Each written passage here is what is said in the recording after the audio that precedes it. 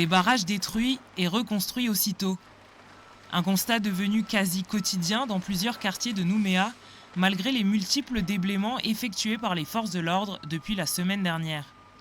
Ce matin, sur la voie de dégagement express, de nouveaux barrages ont bloqué la circulation et l'accès à plusieurs sorties, dont celle d'Apogoti et de la ZAC Panda, obligeant ainsi les habitants à faire de nombreux détours.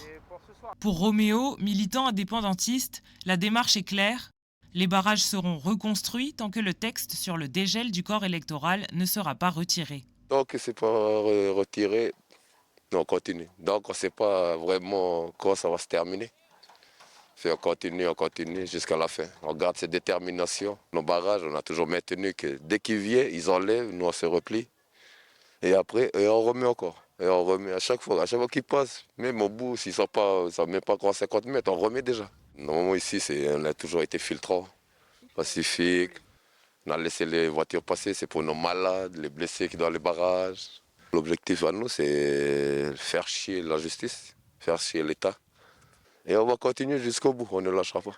Du côté de Nouville, un barrage reconstruit ce matin a de nouveau été détruit en fin de matinée. Une situation donc toujours imprévisible qui inquiète Thomas, chauffeur ambulancier qui déposait ce matin un patient dialysé à la clinique Coindomagnin. Je suis arrivé au moment où il y avait déjà des barrages et réussi à passer avant qu'ils soient chargés, quoi. Après, on a patienté au moins une demi-heure, le temps qu'ils font le nettoyage et puis voilà, on a pu sortir. Ça impacte beaucoup la situation, surtout pour les patients qui arrivent. Des fois, ils sont énervés, un peu stressés. Beaucoup de retard par rapport au blocage. Un peu la peur au ventre aussi. On ne sait pas ce qui peut nous arriver. Si on se réveille le matin, mais on ne sait pas si on arrivera à la maison le soir, quoi.